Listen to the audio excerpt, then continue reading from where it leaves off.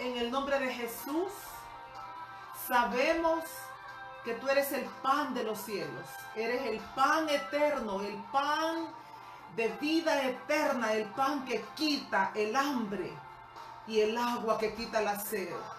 Hoy te ruego por esos méritos de Jesús en la cruz del Calvario, que puedas poner la gracia y el favor para poder compartir, Señor, estas enseñanzas, y que aún los que van a verlas posteriormente puedan ser edificados para tu gloria, porque ese es el único fin de la iglesia del Cordero, edificar a la iglesia. Gracias, en el nombre del Padre, del Hijo y del Espíritu Santo. Amén.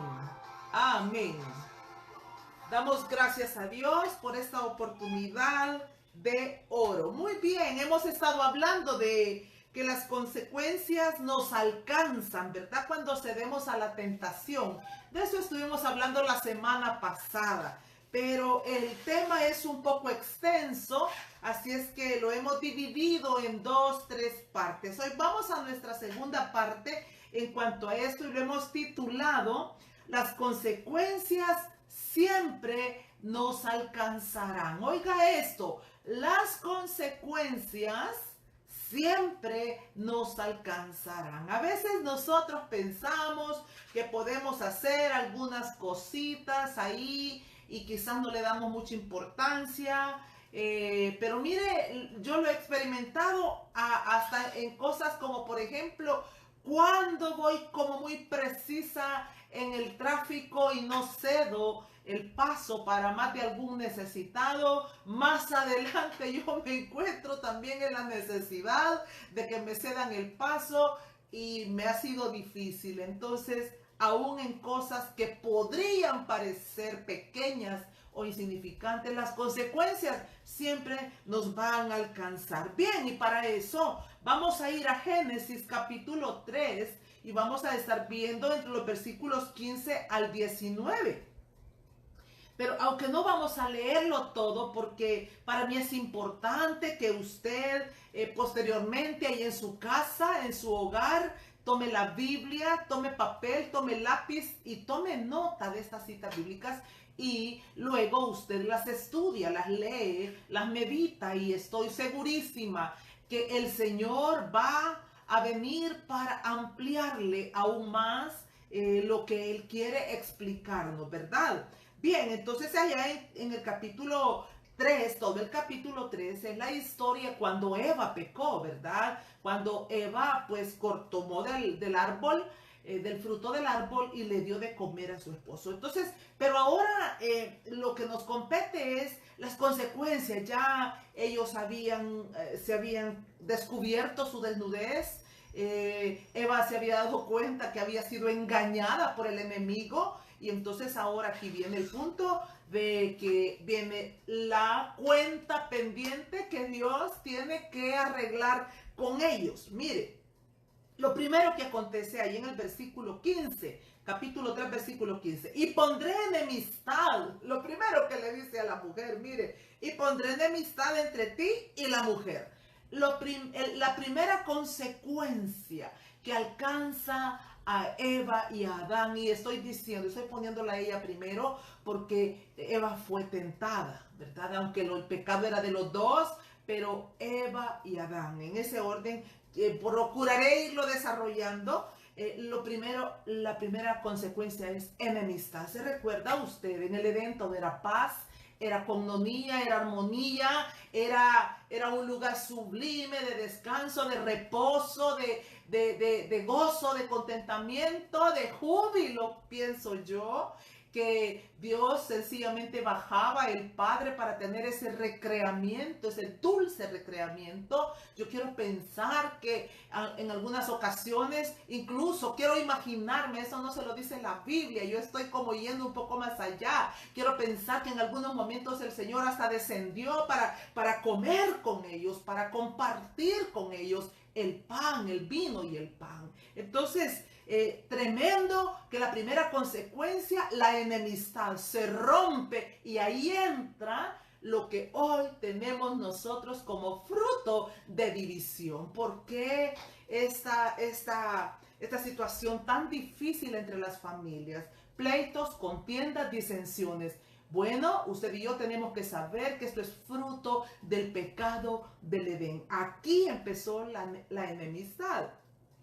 Otra cosa que vemos también, que en el versículo 16, a la mujer le dice, multiplicaré en gran manera los dolores. Aquí dicen las preñeces, pero yo pienso de igual manera, me encanta echar a andar mi imaginación.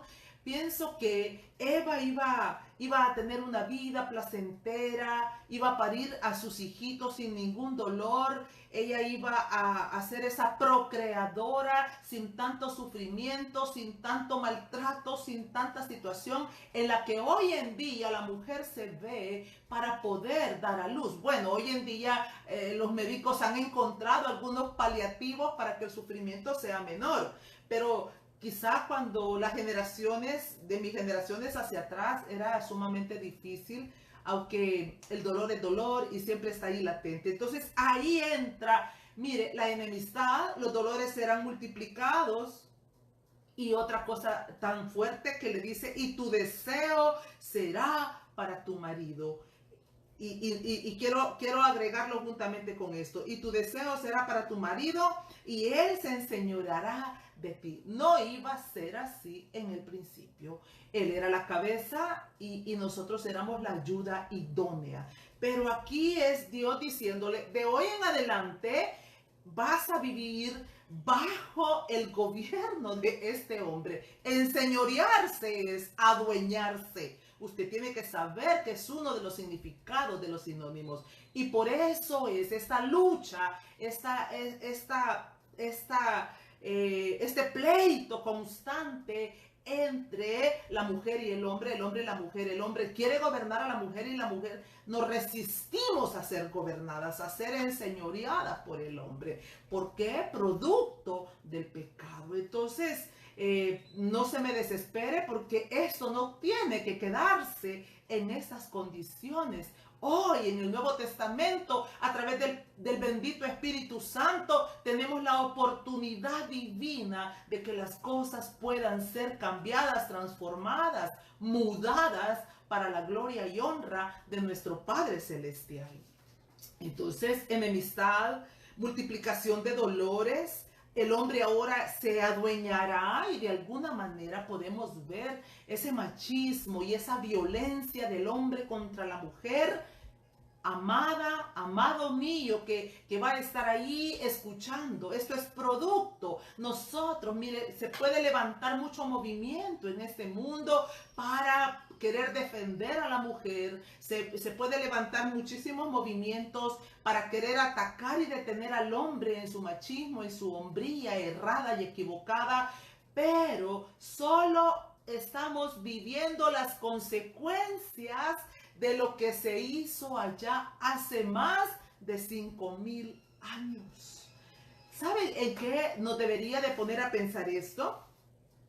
Que cuando nosotros pecamos, cuando sucumbimos a la tentación, cuando fallamos a Dios, estoy hablando para nosotros los cristianos, ¿verdad? Porque cuando la gente no conoce la palabra de Dios, cuando la gente no conoce a Dios y sus mandamientos, pues imagínese lo difícil que puede ser comprender este idioma. Este idioma solo lo podemos comprender los que hemos nacido de nuevo. Entonces somos aquellos los que tenemos una esperanza de gloria, de poder transformar las cosas en el hogar, ¿ya? Donde la mujer aprende a sujetarse y el hombre aprende a ser cabeza, pero no como el abusador o como el maltratador que aprendió a hacerlo quizás en el seno de su hogar materno. Entonces se enseñoreará y ahí empieza esa batalla. Y entonces, pero oiga, esto fue a la mujer, pero al hombre hay una demanda tremenda para el hombre aquí en estos versículos. Y a él le dice en el versículo 17, por cuanto obedeciste a la voz de tu mujer. No hay nada más degradante y quizás llamado pecado para delante de los ojos de Dios. Cuando un hombre está, oiga, varón, un hombre, un varón, un macho, está oyendo mucho más la voz de su mujer que la voz de Dios. Porque la Biblia dice que Dios es la cabeza de Jesús, Jesús es la cabeza del hombre y el hombre es la cabeza de la mujer. Entonces, ¿cuántos hijos de Dios, cuántos hombres llamándose cristianos tienen ese nombre de cabeza de Cristo solo como un adorno, solamente como un asunto religioso? Pero en verdad, si Cristo fuera la cabeza de ese hombre, Él sería su consejero, Él sería su guía. Jesucristo sería su admirable, el Padre eterno, la fuerza, el poder, su proveedor. Él sería su paño de lágrimas. Y esto no significa que su esposa, como ayuda idónea, no estará ahí también para fortalecer sus brazos. Pero jamás para que la mujer sea el árbol, ¿verdad? Como la sombra que lo cubre. Porque ese problema es bien común dentro de la iglesia cristiana. El hombre muchas veces es un mero asistente, es alguien que solo está ahí haciendo acto de presencia.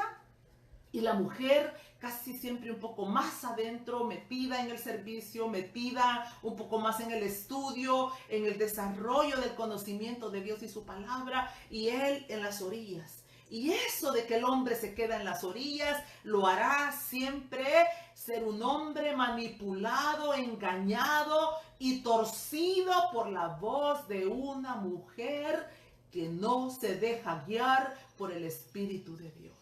Cuán necesario es que el hombre permanezca en los atrios de Dios para poder entender y oír qué es lo que Dios quiere, primero para la vida de él y segundo para que se deje guiar y pueda guiar también al rebaño que Dios le ha entregado. Entonces, Dios está ahí demandándole al hombre por haber oído la voz de su mujer, pero también le dice: comiste del árbol que yo te mandé que no comieras.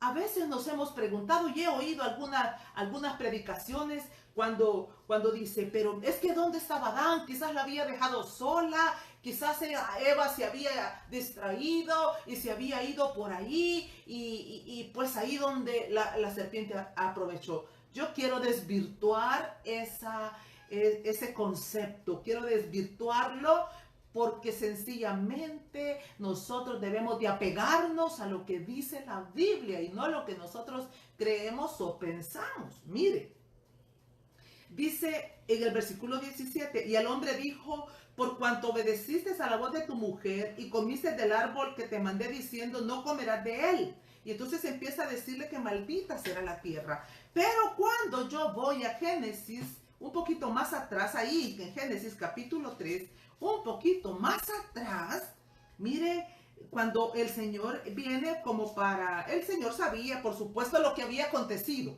Dios lo sabía. Pero Él empieza a poner el orden y ¿a quién llama? Al hombre, ¿verdad? Lo llama: ¿dónde estás tú? Y entonces el hombre empieza a esconderse y a dar un montón de excusas y a culpar a la mujer. Porque dijimos la semana pasada que una de las características cuando estamos acorralados por las consecuencias de nuestro pecado es buscar culpables. Es que mi papá, es que mi mamá, es que mi abuelita, es que el perro, como Saúl dijo, es que el pueblo, siempre buscando una salida, una justificación por la falta de ser hombres, mujeres varoniles y aceptar delante del rostro de Dios que amamos el pecado, que amamos la inmundicia, la iniquidad está ligada. Estuvimos viendo la concupiscencia la semana pasada, hablamos sobre la concupiscencia y dijimos que era un deseo desmedido de cosas materiales, pero también de cosas sexuales. Entonces, cuando el Padre viene para atraparnos y como para acorralarnos y pedirnos cuenta, culpables, culpable aquel, culpable yo, y yo pobrecito, inocente, como suelen decir aquellos que se llevan prisioneros. Aquí en el país es muy común decir, yo pasando por aquí iba, ni siquiera, yo no los conozco, no conozco a ese grupo de ladrones o que andan delinquiendo, yo pasando por aquí. Y entonces eso es lo que Adán está diciendo, culpando a Dios, lo vimos la semana pasada, culpando a esa mujer que me diste. Esto realmente como que no tiene sentido, Señor, te equivocaste. Entonces, pero en lo que yo quiero enfocarme es cuando el Señor le dijo que le había dado una orden que no comiera del fruto. En el versículo 9, capítulo 3, versículo 9. Mas Jehová Dios llamó al hombre y le dijo, ¿dónde estás tú? Aquel día, el día que vamos a presentarnos delante del tribunal de Cristo, yo quiero decirle a los varones, Jesús va a confrontar al hombre como el hombre que Él creó desde el principio de la creación.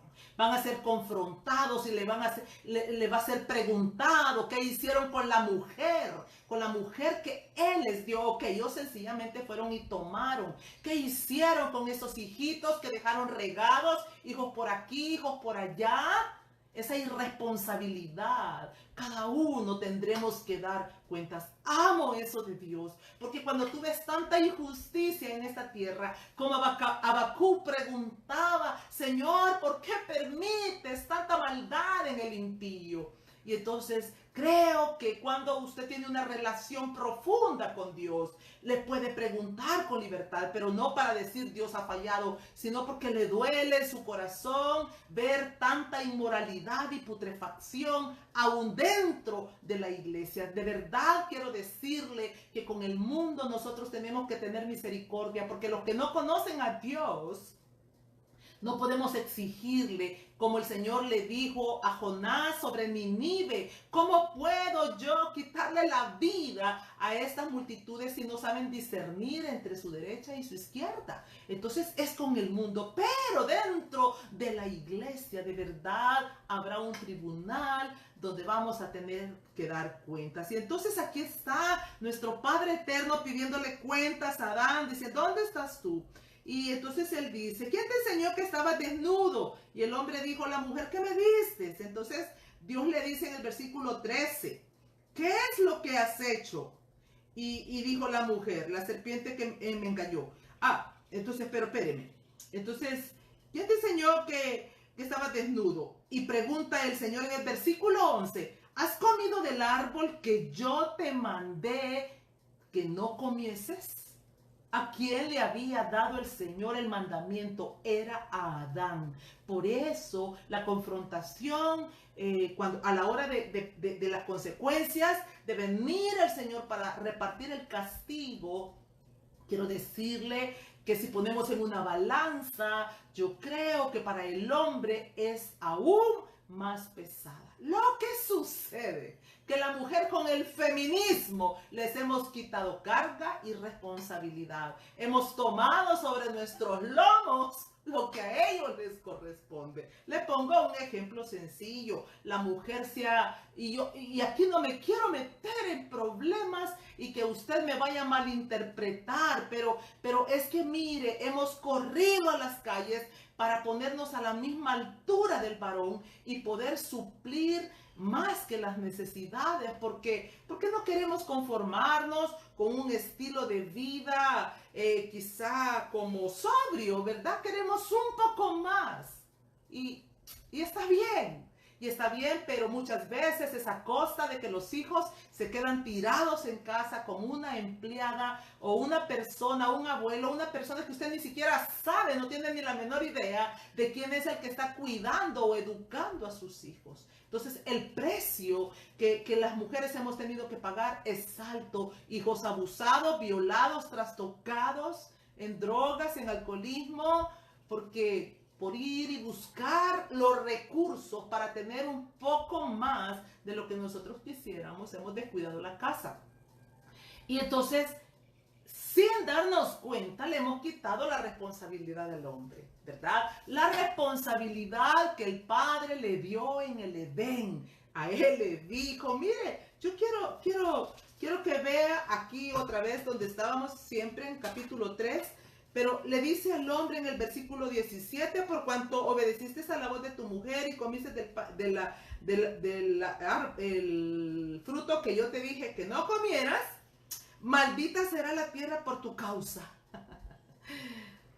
Entonces yo digo así, mire, qué alivio que no fue maldita directamente por mí. No me haga caso. Fue maldita por los dos. Pero al hombre le dice, maldita será la tierra por tu causa, por haber oído la voz de la mujer, por haberte dejado mangonear por la mujer, por ser un mandilón, por ser un hombre mediocre que no te pusiste los pantalones. Maldita la tierra. Y no solo eso, le dice que con dolor va a comer de ella todos los días de su vida.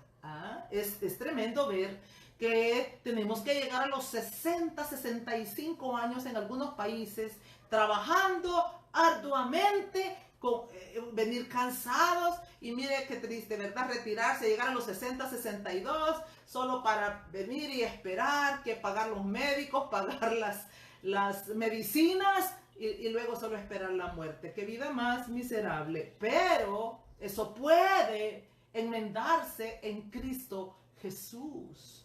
Cristo es el puente de la misericordia que se abrió a través de la cruz para venir y quitarnos esas cargas pesadas. Entonces, cuando un hombre, cuando una mujer entra en la presencia divina del Señor Jesucristo, va a ser enseñado, instruido y por tanto ordenado. Estaba vacía y desordenada la tierra, pero cuando el Espíritu de Dios viene a través del Señor Jesucristo, nos ordena esta mente loca que solo dice dinero, dinero, dinero, cosas, cosas, cosas, casa, casa, casa, carro, carro, carro, material, material, material. Y viene a poner orden y a llenar lo que las cosas no pueden llenar.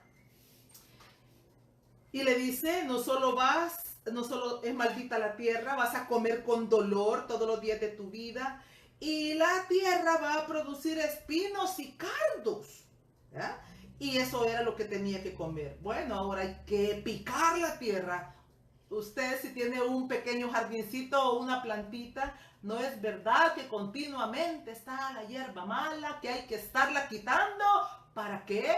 Para que la planta pueda crecer con libertad y pueda tener salud en el buen sentido de la palabra.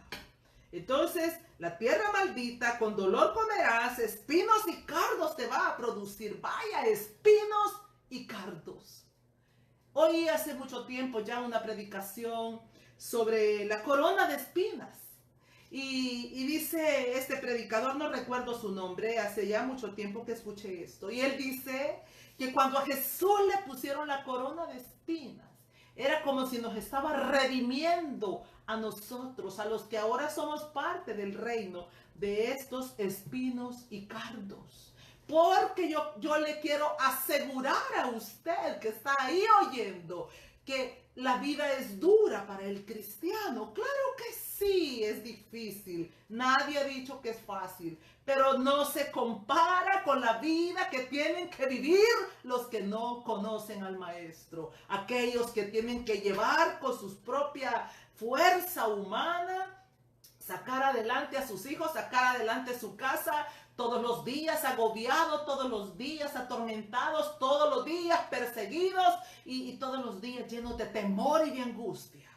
Entonces, cuando la corona de espinas le fue puesta al Cordero de Dios que quita el pecado del mundo, hay esas espinas que traspasaron sus sienes, vinieron para aliviar el dolor de los que hoy vamos en pos de Él, de aquellos que ahora vamos tras sus huellas, de aquellos que ahora vamos siguiéndole con la firme esperanza de que si llevamos su yugo, será ligera nuestra carga. Si usted tiene negocios, si usted está trabajando, tenga paz. Descanse en el Cordero. A Él le pusieron la corona de espinas sencillamente para aliviar su pesada carga.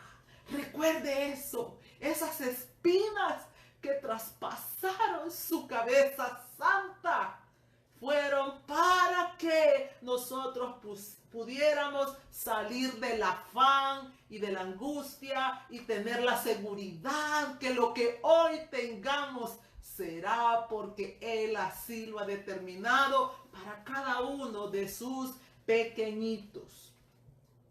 Entonces espinos y cardos va a producir, y con el sudor de su frente Él tenía que comer el pan hasta que muera. Así dice en el versículo 19, hasta que vuelvas a la tierra. Hasta entonces se acabará tu sufrimiento. Para el mundo, también para los cristianos, pero siempre será una dosis, por decirlo así, perdóneme si estoy mal usando esto, mucho menos pesada. Enemistad, dolores multiplicados. El deseo de la mujer ahora era para el marido, el hombre enseñoreado de la señora, ¿verdad? Gobernándola, mandándola, la tierra maldecida, comerás con dolor, espinos y cardos, con el sudor de tu rostro comerás el pan hasta el día de tu muerte. Querido amigo, ¿se ha preguntado usted alguna vez por qué Dios decidió poner ese árbol prohibido? He oído y quizás en algún momento en mi vida tuve esa inquietud y decirme ¿por qué? Porque ese árbol, porque el Señor no dejó todo perfecto y ninguna oportunidad de tentación para el hombre o para la mujer. Bueno, la respuesta para mí hoy se ha vuelto simple. ¿Cómo podría saber Dios si realmente lo amamos y si no nos da la oportunidad de escoger? ¿Cómo podría Dios saber si en verdad le amamos si Él quitara todos los obstáculos de nuestro camino? Dios siempre va a poner y va a permitir, y no es que Él vaya a poner, va a permitir que hayan cosas prohibidas, que hayan cosas ilícitas, siempre habrán, porque Él no creó robots, creó hombres y mujeres con carácter. Y recuerde que lo que estamos formando es el carácter del Señor Jesucristo. Entonces, otra pregunta, ¿por qué permitiría Dios que Satanás tentara a Eva? ¿Cómo podría saber Dios si realmente Eva le obedecería? ¿Cómo podría saber Dios si realmente Adán estaría dispuesto a obedecerle cuando Él le diera a escoger? Y alguien dijo por ahí, ¿no hubiera sido mejor que no pusiese ese árbol ahí para que no hubiera la oportunidad de ser tentados? Entonces, el libre albedrío, querido amigo, usted y yo, desde que nos levantamos temprano en la mañana, tenemos la libertad de escoger la vida o la muerte, la bendición o la maldición, la paz o la guerra, el pleito o la pacificación, la prudencia o la insensatez, todos los días. Hace muchos años estuve en un congreso de matrimonios, quizás hace unos 20 años de esto, pero nunca olvidé que esta mujer en su presentación decía que los cristianos es como si nos levantáramos todos los días con 2 bolsas de semillas en nuestros bolsillos. Y es que cada día vamos a tener la oportunidad de decidir, digamos que en la derecha tenemos las semillas de bendición y en la izquierda tenemos las semillas de maldición. Y es como si vamos caminando, porque desde el momento en que ponemos un pie en el piso, ahí empezó ya el momento de sembrar para bien o para mal. Y entonces usted empieza a tirar las semillas. ¿Ah? Y recuerda el tema que estamos viendo ahorita. Las consecuencias siempre nos alcanzarán, para bien o para mal. Todo dependerá de lo que nosotros vamos haciendo en el camino. También me hizo meditar en que si la fruta hubiera sido fea, amarga, desagradable, ¿a quién puede atraerle algo que no es codiciable? Y es que en verdad tienen que ser las cosas codiciables, las cosas prohibidas, las que el Señor va a usar en el camino para que cuando estén frente a nuestros ojos nosotros podamos decidir, y no solo decidir, que el Espíritu Santo nos recuerde aquellas cosas que Él ya nos ha enseñado. Importante meditar en la Biblia todos los días de nuestra vida para que el Espíritu Santo esté atrayendo a memoria lo correcto, lo recto y lo correcto que debemos hacer. Quiero que vayamos a Primera de Juan, a la primera carta de Juan, capítulo 2. Mire, vamos a encontrar ahí unas revelaciones hermosas, como lo es toda la palabra, pero de pronto cuando estamos en un tema específico, qué deleite y qué delicia encontrar las respuestas a todas nuestras inquietudes. Primera carta de Juan, capítulo 2, versículo, quiero leer específicamente el versículo 16. Mire lo que dice. Porque todo lo que hay en el mundo, los deseos de la carne, los deseos de los ojos y la vanagloria de la vida, no proviene del Padre, sino del mundo. Y el mundo pasa y sus deseos. Pero el que hace la voluntad de Dios permanece para siempre. Hay tres cosas que está mencionando el apóstol Juan en este pasaje. Los deseos de la carne, lo que significa que el árbol era bueno para comer. Los deseos de la carne. Los deseos de los ojos significa que la fruta era agradable a la vista. Y los deseos, la vanagloria de la vida significa que el árbol era codiciable. ¿Se recuerda usted la tentación del enemigo para Eva? Es que le dijo que iba a ser como Dios. Mire, alguien me preguntó en una ocasión, bueno, sí, Dios dijo que nos iba a hacer a imagen y semejanza de Él. Ser a imagen y semejanza a Dios es una cosa, pero ser como Dios es otra cosa. Y si usted vio juntamente conmigo allá en el capítulo 3, lo que la serpiente le propone a Eva es que le dice, con que Dios os ha dicho, no comáis de todo árbol del huerto. Y la mujer responde. Y entonces, mire lo que le dice, ustedes no van a morir, sino que sabe Dios que el día que coman de ese árbol, serán abiertos sus ojos y serán como Dios. Es decir, ustedes van a estar al mismo nivel. ¿Por qué? Porque el enemigo siempre va a instar a la mujer. Y es con la mujer el problema. Yo le vuelvo a repetir porque él sabe que nosotros somos más sensibles a prestarle atención al chambre, a la inmundicia. No sea que vengan para contarnos de que la fulana está viviendo con el fulano y se nos abren los ojos y hasta cruzamos de brazos y nos detenemos de hacer todo lo que tenga que hacer. De verdad le digo una cosa, yo observo la conducta de mi esposo. Cuando yo he querido hacerle algún comentario, me impresiona que siempre está justificando y siempre termino diciendo, este parece ser más justo que yo. Entonces, por eso es que el enemigo va constantemente a la mujer. Bien, también los hombres son tentados de otra manera, pero bien.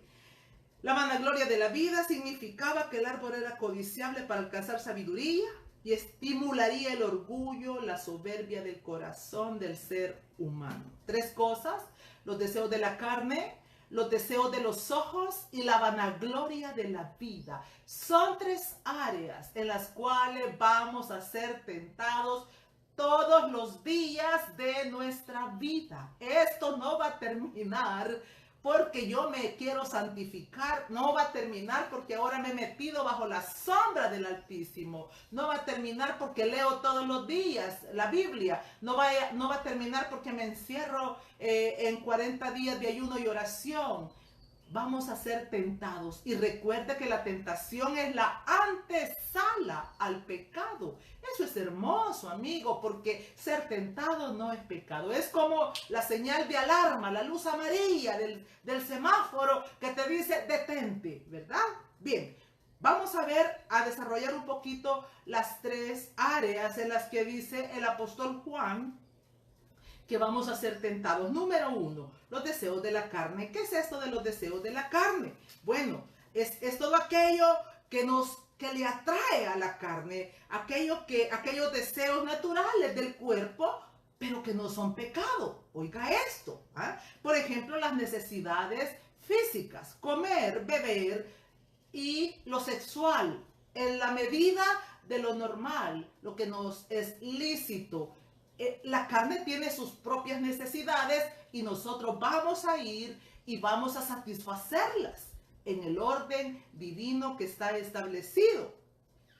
Sin embargo, el enemigo puede usar esas cosas lícitas para esclavizar al hombre. Mire lo que dice 1 Corintios capítulo 6, versículo 12.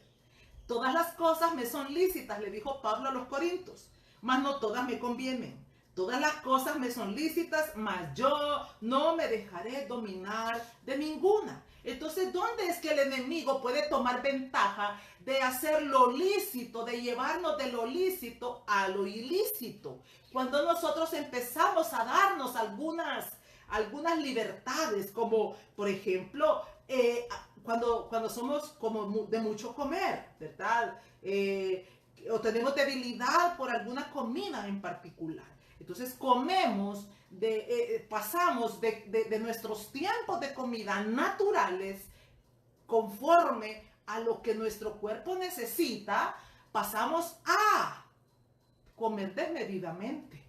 ¿Ah? Y entonces la glotonería, la gula, de lo lícito a lo ilícito, los deseos de la carne. Otra manera donde se corrompen también los deseos de la carne, que ya dijimos que hemos sido diseñados con deseos naturales, físicos, entonces es los deseos sexuales, ¿verdad? Dios ha dejado el sexo como deleite del hombre y de la mujer, pero de maneras saludables y razonables. Entonces, cuando un hombre o una mujer traspasa los linderos de la naturalidad de Dios, de la sobriedad de Dios, y ya es la lujuria, ya es la pornografía, ya no le es suficiente solo con su esposa, ya no le es suficiente solo con su esposo, ahora le dan rienda suelta a lo sexual. Pasamos de lo lícito a lo ilícito. Así, las adicciones, ¿verdad? De los vicios, el alcohol, las personas que acostumbran, digamos, por tomarse su copa de vino, en un momento, en un abrir y cerrar de ojos, pueden pasar de una copa de vino a tomarse una botella de vino. Todo nos es lícito, pero no todo nos conviene. ¿Cómo sabemos nosotros equilibrar esos deseos de la carne? ¿Cómo podemos aprender? Dejándonos guiar por el Espíritu Santo. ¿No es verdad que nuestro cuerpo mismo nos avisa cuando está satisfecho? Pero hay un deseo desmedido y dice, otro poquito más. Y es ahí donde ya estamos traspasando los linderos, estamos sucumbiendo a la tentación que se nos presenta. Que Dios me perdone, pero más de alguna vez yo he dicho, ay, cómo quisiera tener 3 estómagos. ¿Se imagina usted lo desagradable que puede ser esto delante de la presencia de Dios? Entonces, que Dios me libre y nos ayude a los que estamos aquí conectados a ser cuidadosos con todos esas cosas desmedidas que vamos metiéndole a nuestro cuerpo, hay medicamentos y qué sé yo cuántas otras cosas que el Espíritu Santo le revele a usted si se está pasando de lo lícito a lo ilícito, ¿verdad?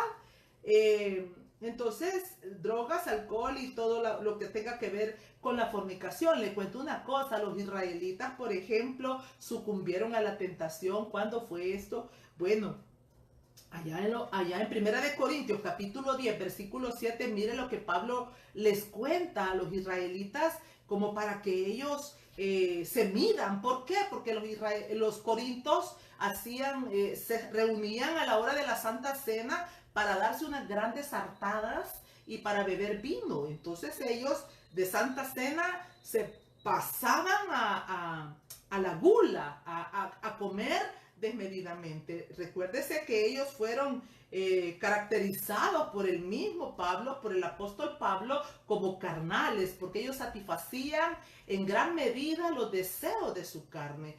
No ponían cuchillo, ¿verdad? Para detenerse y caminar en la sobriedad. Entonces Pablo le está diciendo, les está poniendo de ejemplo a los israelitas, le dice, no sean idólatras. 1 Corintios 17. No sean idólatras como algunos de ellos, ¿de quiénes? De los israelitas. Según está escrito, se sentó el pueblo a comer y a beber y se levantó a jugar. Allá en Éxodo capítulo 32, versículo 5, encontramos esa historia de cuando Moisés se había tardado para ellos, pero no nada que se había tardado. Se había tardado ya pues los 40 días y el pueblo empezó a inquietarse y fue que Aarón levantó ese ídolo. Y entonces, ¿qué hicieron ellos? Cuando usted ve en Éxodo capítulo 32, dice en el versículo 6 literalmente: y al día siguiente madrugaron y ofrecieron holocaustos y presentaron ofrendas de paz, y se sentó el pueblo a comer y a beber y se levantó a regocijarse. Y aquí como que el escritor, que es Moisés, lo dice como con mucha prudencia, pero Dios, que estaba oyendo los gritos de alguna manera desenfrenados, le dice a Moisés que baje y que vaya a ver qué es lo que está aconteciendo, porque el pueblo se había desenfrenado. De lo lícito se habían pasado a lo ilícito, a darle rienda suelta a todos sus deseos carnales. No había nada que para ellos se tuviese que limitar. Veamos un ejemplo bíblico de los deseos de la carne. Bueno, vamos a citar a nuestro amado David, ¿verdad? Generalmente estamos poniéndolo a él como un ejemplo digno de ser imitado, pero como fue sujeto a pasiones al igual que cualquiera de nosotros, también vamos a citarlo en esta tarde para hablar de aquel pecado que él cometió con Betsabé.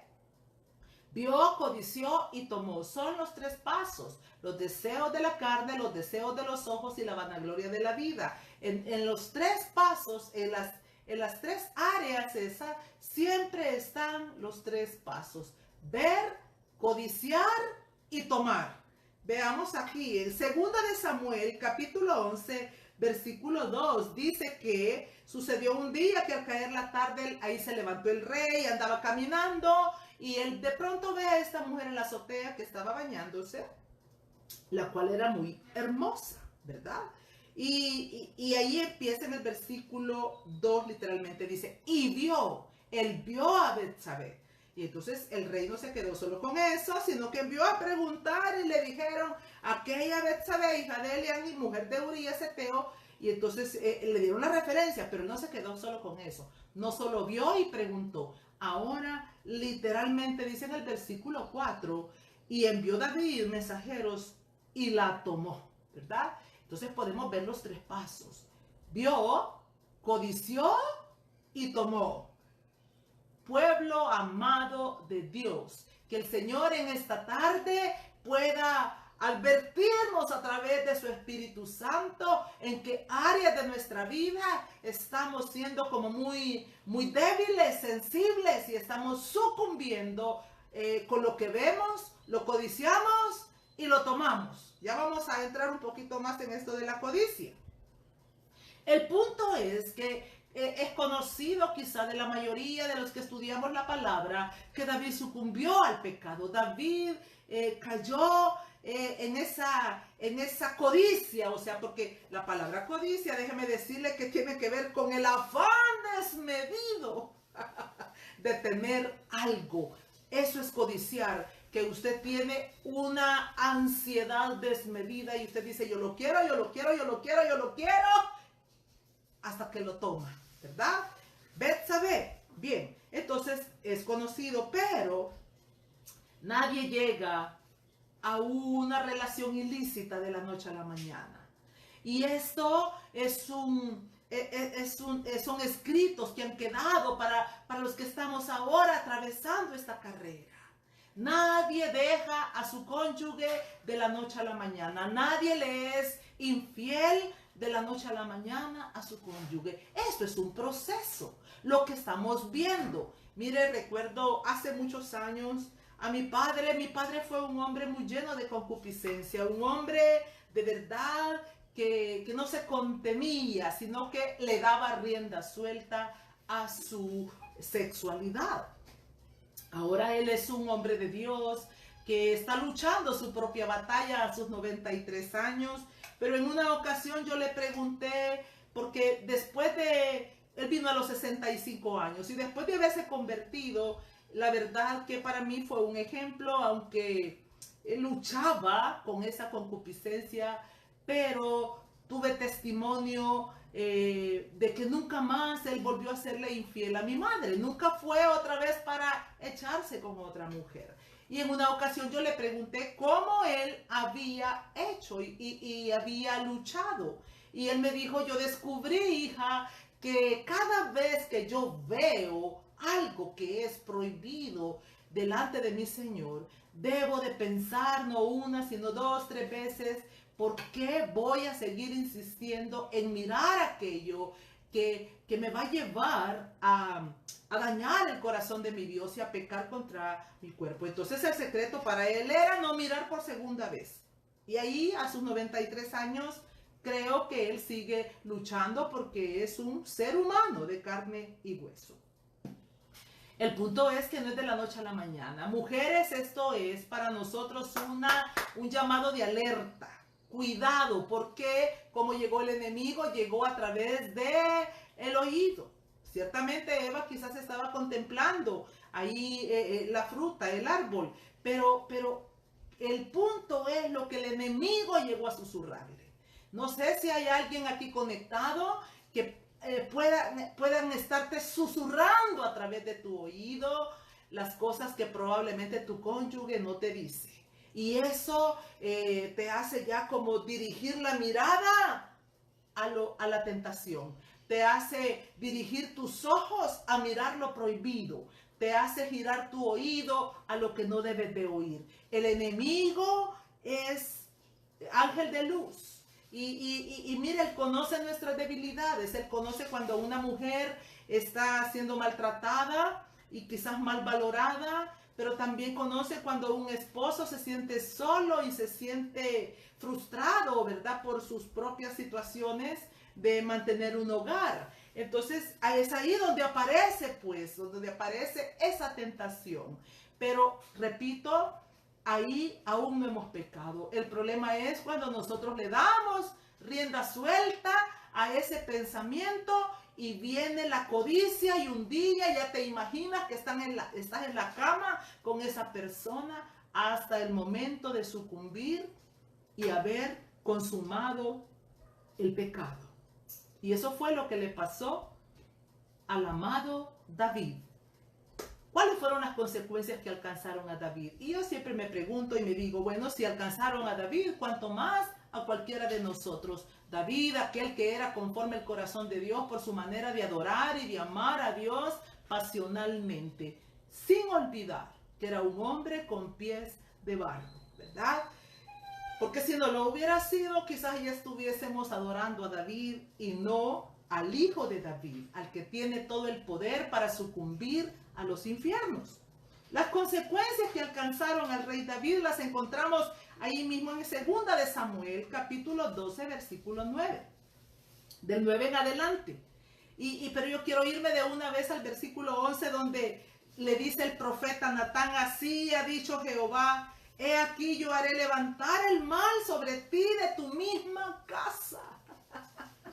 Y yo quiero quedarme solo con ese versículo. Es más que suficiente. Usted sabe todas las consecuencias que alcanzaron al rey David dentro de sus mismos hijos. Aquel que violó a Tamar, su misma hermana. Absalón que le quita la vida al violador. Absalón que se acuesta con todas sus concubinas allá mismo, en el mismo terrado del palacio. Las mujeres emproblemadas. Yo no sé de qué le habrá servido a David esos pocos minutos de placer. Sencillamente porque vio, codició y tomó. Pero las consecuencias que le vinieron fueron desastrosas. Y no solo eso, dice el versículo 12, de ahí de 2 de Samuel, capítulo 12. Porque tú lo hiciste en secreto, le dice el Señor. Mas yo haré esto delante de todo Israel y a pleno sol. Le está diciendo, David, tú te ocultaste para ir y pecar contra mí, pero yo te vi. Y por cuanto yo te vi y lo hiciste contra mí, habiéndote dicho yo que tenías que guardarte de todo adulterio. Pero usted sabe que aquí había un pecado mayor. La mujer era casada y no solamente fue el adulterio entre ellos, sino que también le quitó la vida al esposo de esta mujer para ocultar el embarazo secreto que tenían ellos. Secreto según ellos. Pero el punto es que las consecuencias alcanzan al rey David. La historia nos lo cuenta. El Señor lo publicó, no le escondió el pecado. Y por tanto, usted y yo debemos de saber, Dios nunca nos tapará el pecado. Si nosotros hemos venido a ser parte de su reino, tenemos que saber que ahora somos como libros abiertos, como cartas abiertas, cartas públicas que están ahí. Una carta pública es algo que cualquiera puede tomar y venir y leerla, decidir leerla. Yo no sé si usted está lamentándose por las consecuencias que le puedan haber alcanzado. No sé si usted está llorando y diciendo, ¿por qué a mí? ¿Por qué esto? ¿Por qué lo otro? Yo le animo en el nombre de Jesús a ser muy valiente. Y no solo valiente, sino humilde. Y venir y postrarnos delante de nuestro Padre Celestial. Porque una cosa sí sé por experiencia propia, que Dios no nos ha pagado conforme a nuestras obras. Aunque Él dice que va a pagarnos conforme a nuestras obras. Pero ¿qué sería de nosotros si realmente el Señor nos hubiera cobrado toda aquella iniquidad que traemos de Egipto y que aún seguimos practicando? Yo le invito en esta tarde, en el nombre de Jesús, vamos a ir dejando hasta ahí. Esto continúa porque aún faltan los otros dos puntos, los deseos de los ojos y la vanagloria de la vida. Pero vamos a quedarnos únicamente con los deseos de la carne, ¿verdad? Ya dijimos, los deseos de la carne son los deseos naturales, comer, beber, el sexo. Pero tiene que ser lícito, es decir, en el orden divino, en el orden que Dios ya estableció desde antes de la fundación del mundo. ¿Y cómo puedo saber yo que esto es lícito? Sabes que el Espíritu Santo es suficiente para darte testimonio cuando te estás saliendo del orden moral, del orden espiritual, del orden natural. El Espíritu de Dios es suficiente para darnos testimonio. Nuestro mismo cuerpo muchas veces nos lo está gritando a través de la salud, que hemos roto los patrones, los límites, que nos hemos saltado los muros. Entonces, ahí tenemos un ejemplo bíblico, el rey David, que dio rienda suelta a su sexualidad y que las consecuencias le alcanzaron tristemente. Los hijos pagan las consecuencias. Mire, la Biblia dice que el Señor le va a demandar a cada uno su pecado. Esto usted lo encuentra allá en Jeremías capítulo 18. Él dice, cada uno su pecado. Los hijos no van a pagar por el pecado de los padres. Sí, pero si los hijos están en la misma inmoralidad, en la misma ilicitez, por decirlo así, en la misma manera ilícita de vivir, usted tiene que tener por seguro que sus hijos también serán alcanzados y más adelante vamos a tener que llorar juntamente con ellos para que Dios pueda extender su misericordia.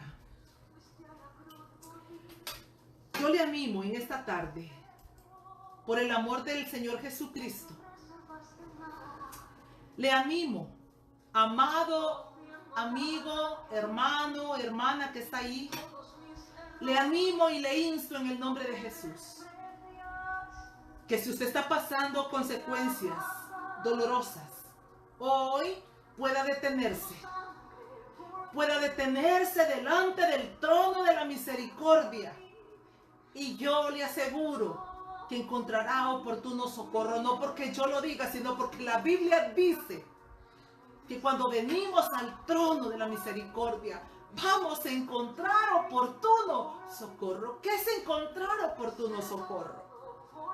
Que Dios nos perdone y que nos dé una segunda oportunidad para poder enmendar esta vida, para poder aprender a llevar la carne a la cruz del Calvario, para poder crucificar nuestras pasiones, para poder mantenernos en lo lícito, para poder mantenernos en el orden celestial, en ese orden divino que está a la luz de la palabra de Dios. Aquí donde están los mandamientos establecidos, donde el Señor dice no, no, no, no, pero también dice sí puedes hacer esto, sí puedes hacer lo otro. Y saber, amado, que usted tendrá paz, tendrá alegría, tendrá contentamiento, porque el Espíritu Santo le va a dar testimonio que usted se está manteniendo en esos límites divinos, en esas fronteras establecidas por nuestro Padre Celestial. Yo lo invito en esta tarde, medite en estas citas bíblicas, no se quede solo con lo que hoy usted ha oído, vaya más allá, humíllese y Dios va a hacer. Su amor es alto, es profundo, es ancho y es sobrenatural. Su amor es indescriptible, esperándonos para abrazarnos, para perdonarnos y para darnos la oportunidad de poder salir de una vida de adicciones y poder levantarnos y caminar en libertad. Su amor sobrenatural, su amor alto, ancho, profundo y sobrenatural.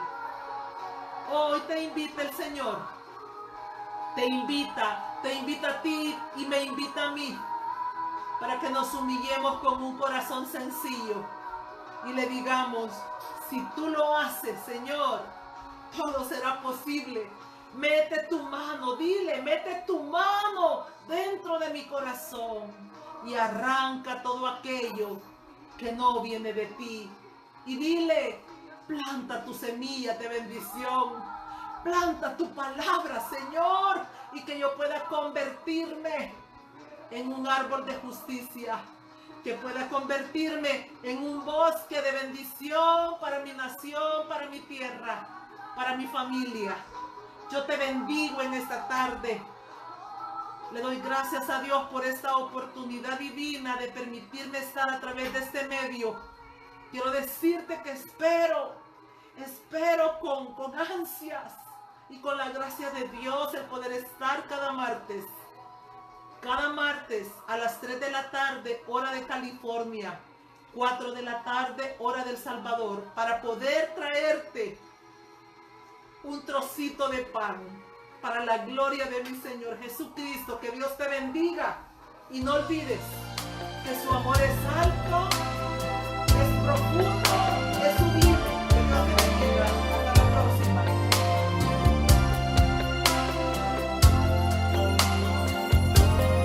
Hoy es el día esperado por ti. Su gloria ha enviado el Señor a este lugar. Al cielo ha llegado tu clamor, el Espíritu de Dios está aquí.